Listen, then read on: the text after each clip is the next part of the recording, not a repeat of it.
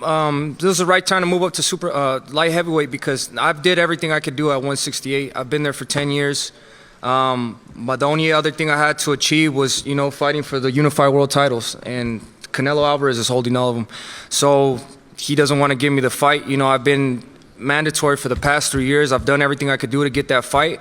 I still haven't got it. So I'm not gonna wait around for nobody. I'm gonna go and make my own lane at 175, and that's exactly what I'm doing.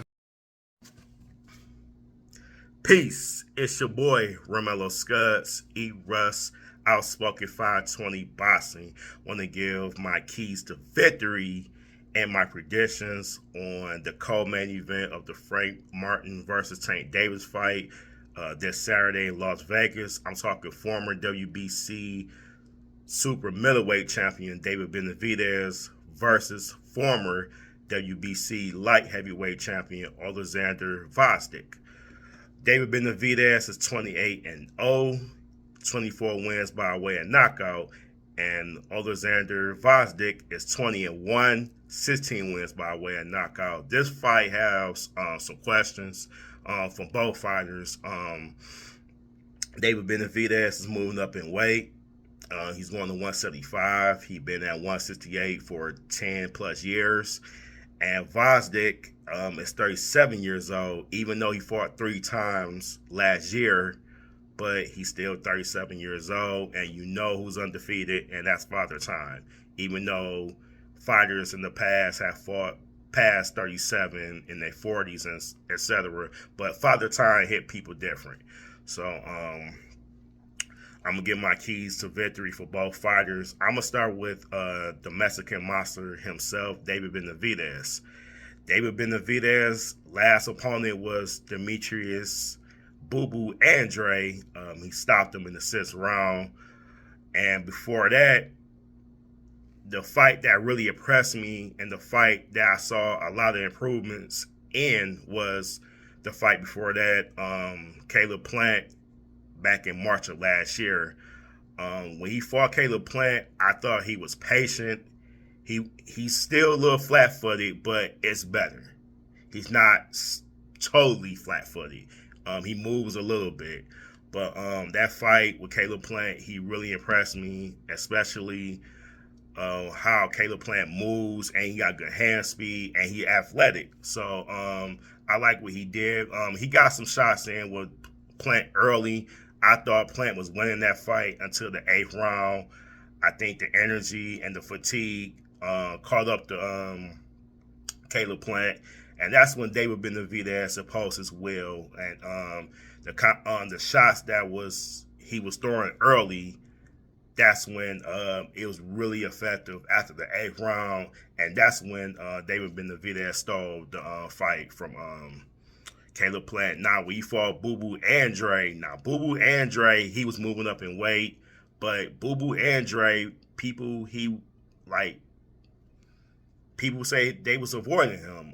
He was champion 154, but he went all the way to 160, then 168. That was his first fight at 168 versus David Benavidez, and David Benavidez was patient, but as David Benavidez is a big guy. He's 6'2". After he rehydrates from 168, he be 180 to 200 pounds. He's a big guy and young guy.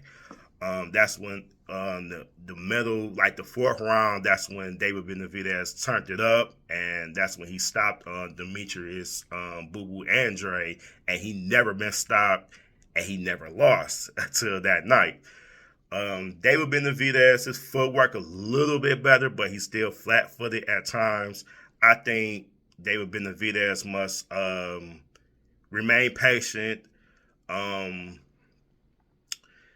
cut off the ring. That's what he does best. He doesn't have the one-punch knockout power. He just got the accumulation of power. I mean, just pounding you, and then the pounding starting to hurt. And then that's when he put people in the dirt. That's what David Benavidez do. But again, he improved a lot from the fight he had with Ronald Graville. I thought he lost that fight, the first fight, but the second fight, he won that fight. But He improved a lot from since then.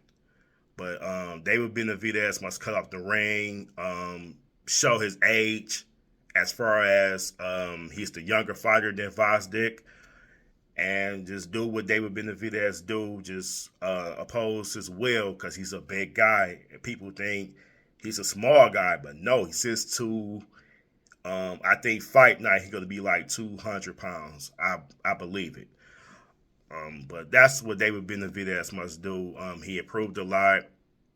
Stay sharp, be patient, and then when the time is right, cut up the ring and then oppose your will on them. Start with the body shots, and then once you go to the body shots, then work your way up. I think that's what David Benavidez must do. Now, for Oleksandr Gvozdyk, he fought Adonis Stevenson back in 2018 when he won the WBC light heavyweight from him, and he put Adonis Stevenson in the retirement home. That was Stevenson's last fight. That was his best fight I seen him as against Adonis Stevenson. He stopped him in the 10th round, and yeah, that was a good fight. But then after that, he fought another monster in the 175 division, Arthur Beterbiev. Now, he was with Arthur Beterbiev in that fight. They both was engaging, and he hurt Beterbiev in the 6th round. But fighting a monster like that, Beterbiev going to get his with the pressure constantly. And once he got that pressure, it's over with. It's night for anyone once he find his rhythm. And then the body shots, which is accumulating, and then once the body shots was accumulating, then it was over from there. But then after that, he had a couple of fights. He fought 3 times last year. His last fight was against Isaac Rodriguez, and he stopped him in the 2nd round. Now, Gvozdyk must give David Benavidez a different look and turn the hands of time. We fought Stevenson. I think we need that one more night for Gvozdyk to beat David Benavidez because David Benavidez is younger. But I think what he must do is create a distance, and he like to touch, jab, and touch, right. And, he's very fundamental. He practiced fundamentals. He's not really a banger like that, but I think he must create a distance and stay that way. And stay that way. Don't try to bang with David Benavidez because that's food for him. He gonna eat you alive. So I think he must box David Benavidez because that's still David Benavidez's weakness. But you got to do it for 12 rounds. You can't do it in spurts. You can't do it in moments. You got to do it consistently. And just keep on doing that, and you may get the win, and you may get the recognition. And 175, again, maybe the winner of Dmitry Bivol versus Arthur Beterbiev, they fight in October. So I think that's what Gvozdyk must do. Just control the ring and keep your distance from that Mexican monster. As he's going to apply the pressure, he's going to be relentless once he finds his rhythm. So keep him that way. Don't let him find his rhythm because once he does, it's going to be a good night for David Benavidez. Who do I think win this fight? I'm going with David Benavidez in the stoppage. I'm going to say in the 8th round. David Benavidez is younger. He improved. He's more patient now, and he let the fight come to him. Now, he's not in a rush just to knock people out because I seen David Benavidez.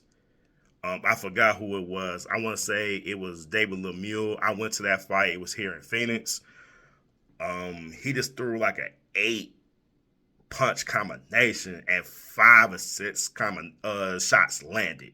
It was insane. He stopped him in the 3rd round. I think it was that fight. Once David Benavidez find his rhythm, he's going to be relentless. He's hungry. You already know who he want to fight next. He want to fight Canelo, but we'll see about that. But I'm going with David Benavidez in the 8th round stoppage. And he going to get a title shot in the 175 division. Either going to get it in 168 with Canelo, or he going to get it with the winner of Arthur Beterbiev versus Dimitri Bivol. But tell me what you guys think. Comment on the comment section. Gvozdyk for the knockout or decision, or David Benavidez for the knockout or decision. But this is your boy Romello Scuds. Eat Russ. Subscribe to the channel. Outspoken 520 Boxing. I'm on YouTube, IG, Facebook. Hit that bell button. Subscribe to the channel. Notifications whenever I do new content. But this is your boy Romello Scuds. Eat Russ. Peace and blessings. One.